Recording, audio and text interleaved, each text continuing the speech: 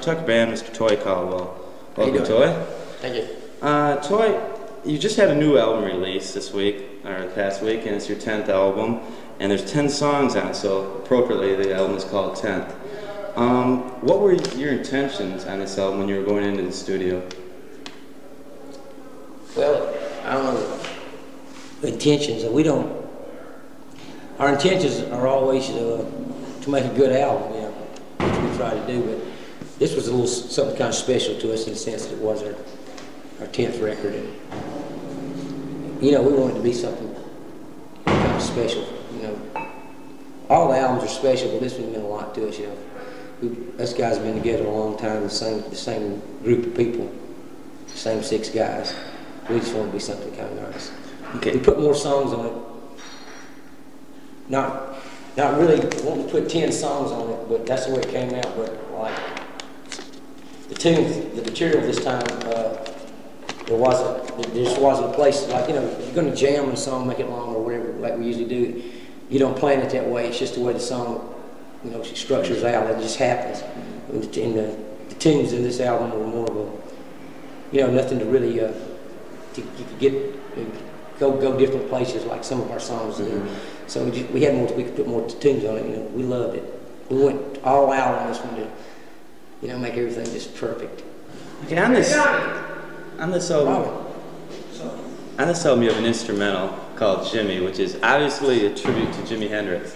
How did a group of Southern rockers like you guys ever get to pay tribute to Hendrix? Jimi Hendrix, to me, was the best guitar player I ever played. You know, and I don't know. I did a thing with a guitar player about 3 years ago. They had a tribute for Jimmy, and I got to, you know, to me, he's just the greatest there ever was, I think. Because I've heard him play like all kind of different ways. I met him, you know, years back, and besides the hard rock stuff, he could play blues and just beautiful R&B stuff. Just a lot of things that he could play that you never, you know, his albums were terrific, but he was fantastic. He was a guitarist, you know. Okay. I just wanted to do, I mean, just a little part I wanted to do. I mean, it wasn't much, but one night me and George were sitting around talking about it, and I said, man, let's write a song with that dude, just something. What other, okay, you mentioned Hendrix, what other influences did you have when you were growing up? What kind of music did you listen to? I played a lot of country, but I played a lot of R&B. Like me and Tommy played with you know, Jackie Wilson and Major Lance, a lot of the old R&B black acts down the south, and that's what basically our roots came from. Okay, what kind of music do you listen to now, mostly? You know, I'm pretty well set in my ways. I'm like, you know, like a lot of the stuff that's going on now, I don't even know anything about it, like new wave and all that stuff. You know, I don't even know. I just heard about that. And I don't know. What is that? But I like Crusaders. I like to listen to a lot of my friends. And you mentioned really, like, you know, people that you meet over the years. You really like to hear them progress. Like, you know, you meet a guy for 5 or 6 years. You know, like B.B. King's one of my great friends, and you always wonder how B.B. can do anything new, because, you know, he's made it like 30, 40 albums. It's always great. I like to get his stuff and listen to him say, you know, God, how you doing? Listen to this now. Like, you do it again, something new. Like, he sends me all his stuff. No, I like to listen to. It's really, there's nothing that's new out now that I really can get into. I like the Jazz Crusaders. I like stuff like that. I like just good listening music. I don't know. I'm pretty old-fashioned when it comes to music. I don't like anything harsh, loud, harsh. I mean, I like, if it's done good, I don't care what it is. That's my attitude. Even if I don't like it, I appreciate it. I mean, I like it. If it's done professionally and good, I like it. You know, but a lot of the stuff now isn't. You mentioned Crusaders, and Crusaders albums, most of them are produced by Stuart Levine, who you've had on your last 2 albums. How'd you ever happen to get him to produce your album? Well, I met Stuart doing a session one time. And, you know, we just fell in love with the cat. Real, like, you know, Hornsby did so many, like 5 or 6, you know, and it's like I love Paul Hornsby. We're still greatest friends, just good buddies. But it got stale. I mean, it was like a record factory. I mean, you just walk in there and everything just got to be just the same way. And everybody needed to change. I needed somebody to make me play different, better, to another idea, to you know, to change my way about going, you know, like a lead line, like go at it a different way. I needed somebody, like I knew what Paul was going to want me to do, so I copped an attitude when I went out there to play and played it the way, you know. And like Stuart said, no, we don't want it that way, man. We want it this way. You know? It just made everybody do better, play better, and it worked out great. Okay, it seems to me that in the early 70s, the Allman Brothers were the beginning Southern rock band, if I can use the word Southern rock, and they were the ones who got basically it all started. And you guys came along and opened the doors up for groups like Outlaws, Molly Hatchet, Charlie Daniels, and that. Then, it seems like a couple years ago, when Steve Gaines and Ronnie Van Zant were killed in a plane crash, Southern rock hit a tailspin for about a year, and now it's flying high as ever. I mean, you see everyone wearing cowboy hats, cowboy boots. What do you think the difference is in it now, if there is any, or is it just people are being more awake to it? I don't know, that Southern rock thing's always confused me. I mean, I'm from the South, and I play, I guess, rock. Mm-hmm. But Southern rock is always been a funny thing to me, like to put somebody in, to tag them. Like Skinner, they were from the South, but they were almost a hard English type sounding thing like that. I mean, it was, I love those guys, you know. But we've discussed. I talked with Ronnie Van Zant. We all one night we all about half looped sitting there talking about it, and you know, it's distinctive in a sense, but it's nothing original. It's nothing new. It's just, you know, it's always made fun. Like, you know, like Charlie is a, you know, fiddle playing fool, but you know, it's Charlie Daniels, but it's Southern rock. And then there's us, and you got Charlie, us, Leonard Skinner, Allman Brothers. Then you got 4 or 5 completely different, I mean, totally different sounds. Mm-hmm. You know, so Southern rock could be anything, I guess. I mean, you know, I mean, so I mean, I'm not knocking that, but I just never considered. I always thought that word Southern rock was you know, Southern band is nice, but Southern rock, you know. What do you see the difference is? You know what I'm trying to say? Yeah, right. It's really it's bad to put a label on anything. Well, no, it's not bad, but like if it all sounded the same, yeah, I guess you could say if it was Southern rock. But it's, you know, it's just all, everything, every band is just like totally, right. You know, the Outlaws, and then Skinner, and us, and then Charlie. And then Molly Hatchet's on the opposition. Yeah, and then, well, okay, my rhythm section. Mm-hmm. Henry Paul. Everything is just right. It was always funny to me when somebody said that. What do you see the differences when you guys are on tour between Southern audiences and Northern audiences, if there is any? No difference, you know? None at all. Somebody really digs what you're doing, and they come to see it. Mm-hmm. They're there because they dig it, and that's why they're there. Okay, on your new album, you do a song that's Sing My Blues. Now, the opening chords of that are very similar. It's just, I know it's an old blues kind of beat, but it's very similar to a certain group's hit song, ZZ Top Tush. And it's, has anyone ever mentioned that to you? No. I'm sure it's the old basic hardcore, it's the rock, it's Led Zeppelin, you know, Moody, you know, Deep Purple. It's just old hard rock lick. It's a pretty basic thing. I know what you're saying. It could be 10,000 songs right. when it starts off. Yeah. It could be any group. You know what you're saying? That's the first thing I heard when I heard the track. It started off with bang, bang, bang. God, this could be anything, you know. But it changes around with the horns and everything in it.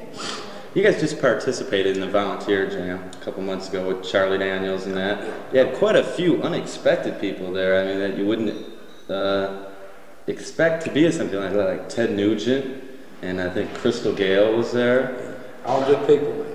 How did you ever happen to get such a wide diversity of people down there? Well, yeah, that's music. It's you know, like their music is. The music might clash, but the personalities are there. The people, Ted's a great friend of mine. He's a wonderful guy. Just because he plays a totally different type of music than I do, doesn't really mean anything. You know, he's a very great guitar player. You know, and that's all that counts. Right. You know, he's a good dude. So come on down, man. Why not? You know, he's got plenty to contribute. Yeah, definitely. Play it, man.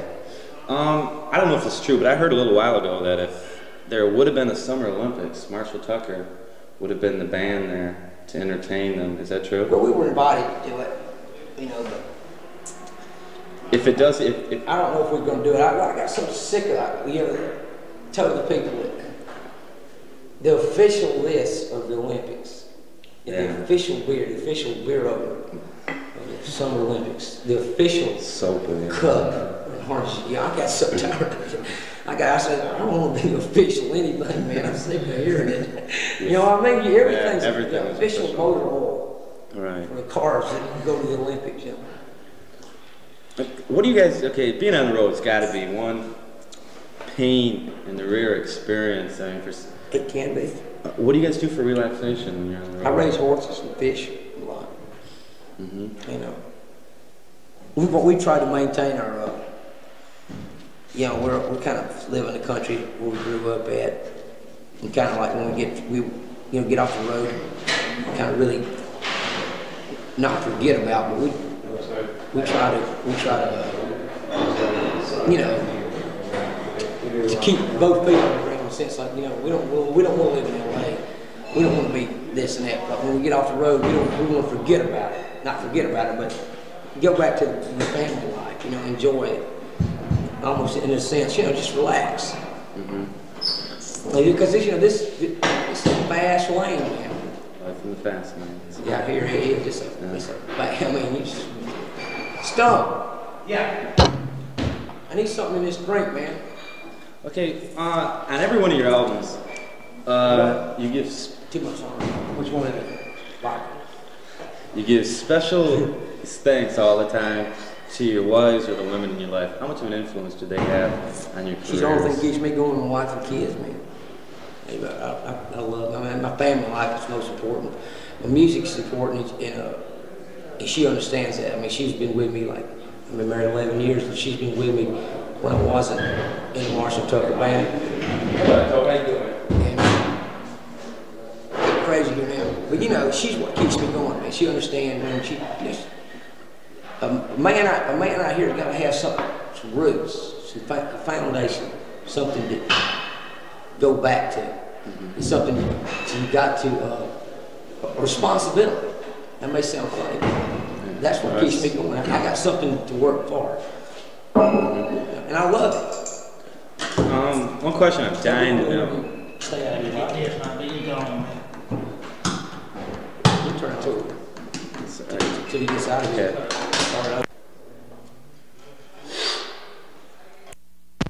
Okay. One question I'm dying to know is, on your album, Where We All Belong, on the inside cover, there's two little kids playing guitar on a sidewalk in front of the store. I was going to say, is that you and Tommy on there? We've always been wondering that, if that's... I still got that guitar, so I'm silver tone.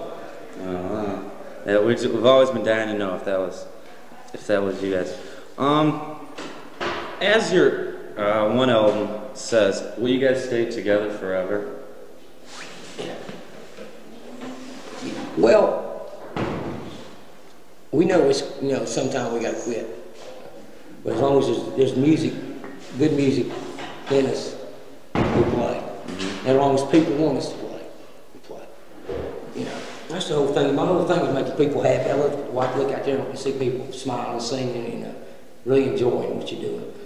As long as the audience wants you there, and as long as the music's fresh and it's good, and you still enjoying is the word. We all still enjoy it. When we stop enjoying, I think, you know, we know it's going to. We all know that we accept it. One day it's going to be over. And we love it. You know, us dudes know it ain't no big thing. It's got to be. But as long as we love it, enjoy it, and the people enjoy it, we'll do it.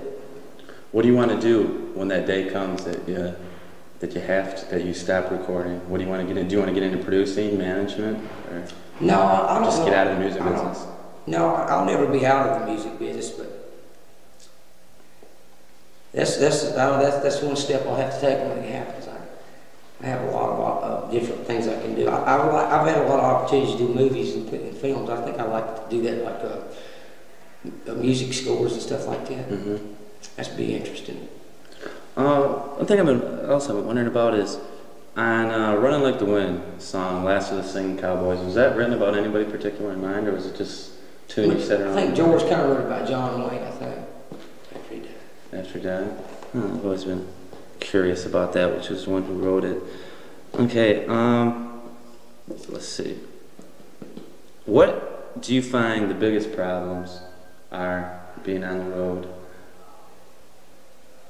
Is it the hotels, the food? No, I've been doing it so long that there's really no problem. The biggest problem that I used to have like 4 or 5 years ago was being out for so long, like 2 months, and staying sharp, like just the music. We walk up on stage, just shit, yeah. But now we go out for 4 or 5 days and go home for a couple of weeks, and we get out here, we're really fresh and the music's sharp. And the audience knows that. They can tell when you're getting into it or you're not. They can look at you and tell if you're enjoying yourself.